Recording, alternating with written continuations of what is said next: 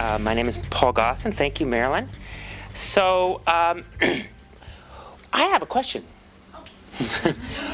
What are some of the ways you could begin to?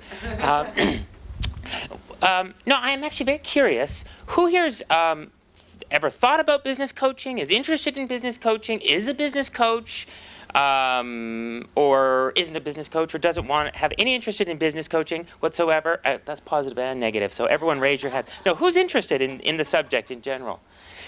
Okay, so for me, it's a real great pleasure to get to conduct training and executive coaching around the world, and my focus primarily for the last 10 years has been business coaching.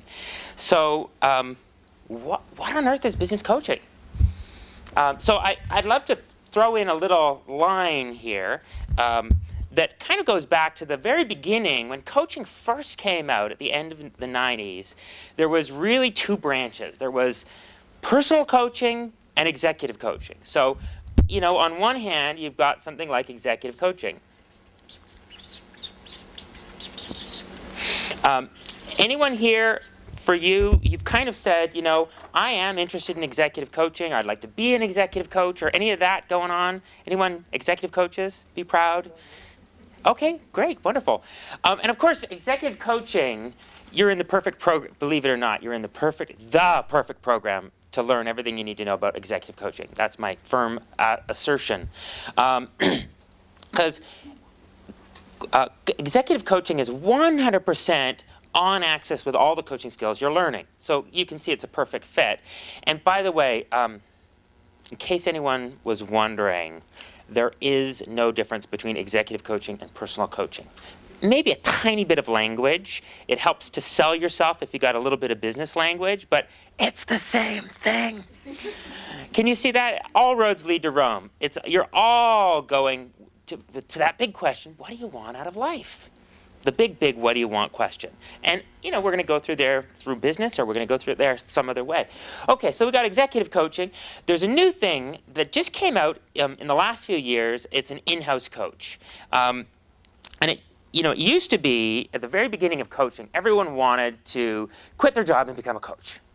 And so I have an upgrade to that. Keep your job and become a coach.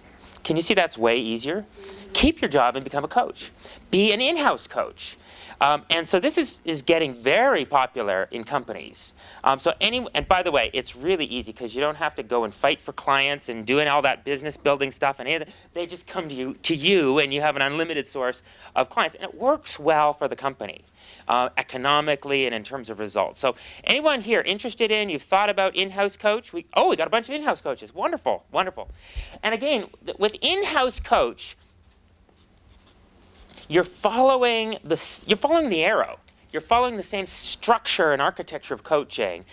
So it's really, again, you're in the perfect program for learning everything there is to know about in-house coaching. So we're at one end of the arrow here. And then as you go down the arrow, can I get a little bit radical here? A little bit radical? That's a contracting question. I'm asking permission. Okay, so there's this new thing called a manager as a coach. What on earth is that? What is a manager as a coach? So now, by the way, there's some coaches who don't believe that a manager could even be a coach. Because, you know, obviously a manager has a 100% agenda for the conversation, and I'm the boss and you're my employee and you have to do what I say, and that's the whole boss thing. But imagine you could step out of that and step into something else called a manager as a coach. What would that look like? What would that quality bring to the relationship? What would that quality of partnership become? So this is one of my passions. I love the whole domain of the conversation manager as coach. And it's a hot area because there's a lot of managers in the world. Can you see that coaching as a skill, as a leadership quality, you could bring it everywhere inside of this manager's coach business. Now, what if we went even further down the line? What would we find? If we just kept generalizing the Ericksonian principles, the coaching principles, if we just kept moving them out into the world, I'm going to assert that we'd find something like coaching as a communication style. A really broad set of principles where you're you're bringing the value that you experienced in the coaching session that you just had everywhere in your day. You're a commitment to bring that quality of coaching into all your conversations every day, all day, throughout the day, as a communication style. So coaching as just as a form of communication. Okay, so that's the talk for tomorrow night. Sounds good. Interested? Yeah. Come on in. We'll have some fun tomorrow night. And there's wine and cheese. Okay. Thank you.